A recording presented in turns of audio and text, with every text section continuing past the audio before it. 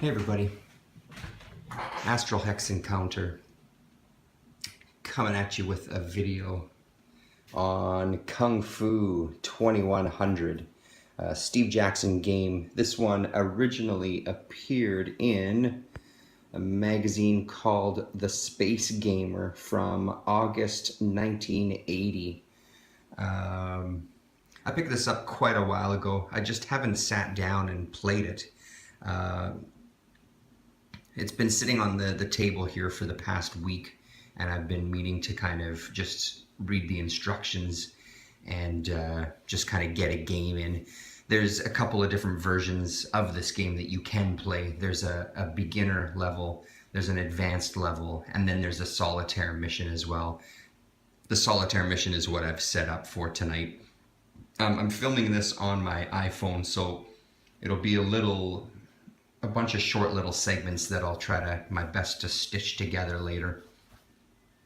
So why don't we start with kind of an overview, and then we'll kind of get into some more details.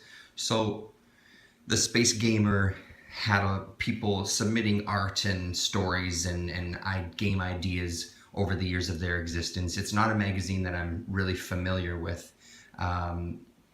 While I was kind of reading up on this game and checked out Board Game Geek, there was a link in one of the forums where you can buy most of the issues as PDFs. If I remember, I'll put the link in the description of this video so you can go and check it out yourself. Now, like I said, this was from the August 1980 issue, which I think was issue 30, 31, 32, somewhere around there.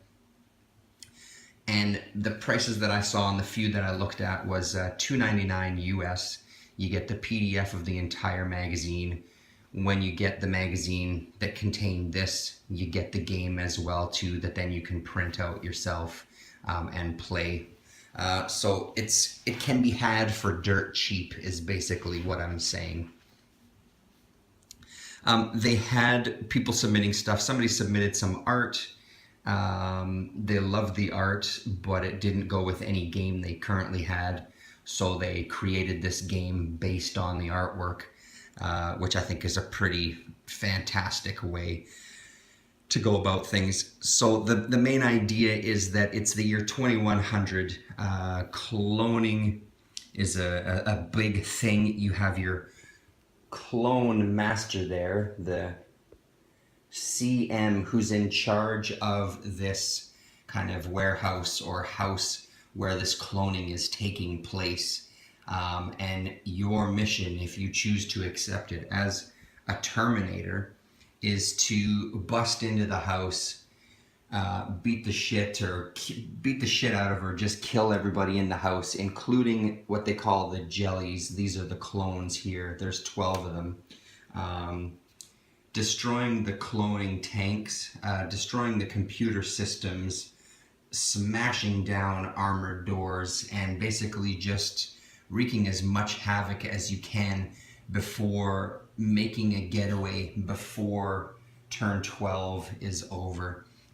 For the solo mission, for the solitaire mission, there's 12 turns for the game. Now, I think it's 12 for the advanced. I want to say it's 10 for the beginner game. If you don't escape the building by the end of the 12th turn, the clone master gets, I think, 30 points, just for the fact that he's basically trapped you in the house. If you do escape, he doesn't get the points. You tally up all your points at the end.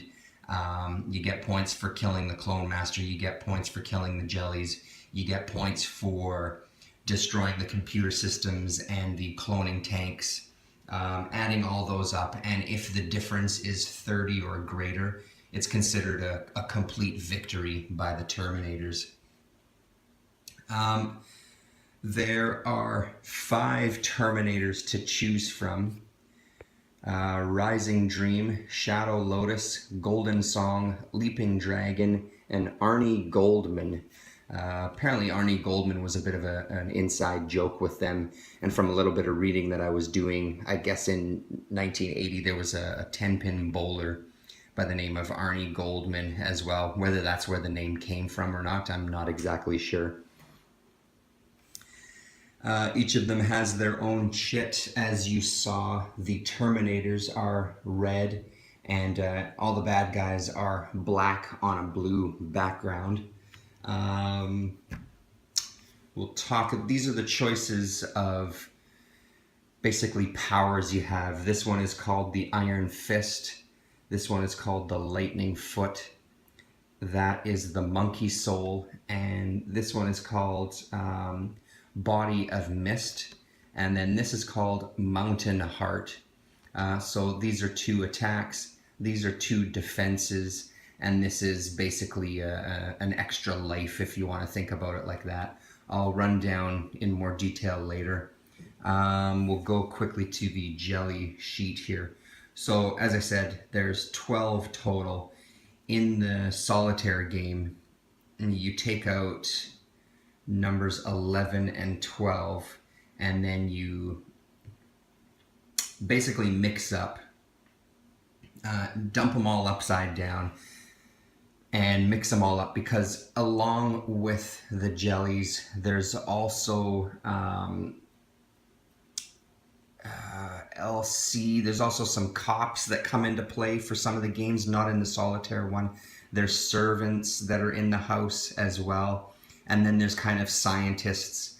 Some of them, I think 4 of them are armed with guns. The rest of them aren't. And they all do different things when you activate them. And by activate them, I mean once you've entered a room in the solitaire mission, all the chits turn upside down and you randomize them. 1 per room. Any room that has equipment in it, you add another one. And then I think at the end of that, I was left with about 4, which you then kind of distribute throughout the building as well. When you activate the chits, depending on what it is, they're going to have different reactions. If it's a jelly, they're going to want to run towards you to attack you. If they're the scientists or the servants, they're going to want to run away from you and guard the equipment that may be in the room. So if they're in a room with the cloning tanks, they're going to want to surround them. If they're in a room with computer systems, they're going to want to run right up against them.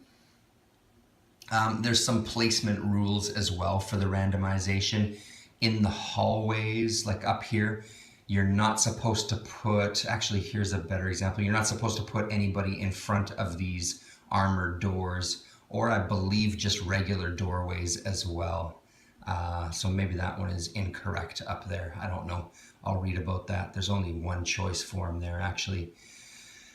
I'll stop it right there. I'll reconfigure, and then we'll talk about the setup for this, and we'll go a little bit more into the chits themselves, and we'll talk about the gameplay.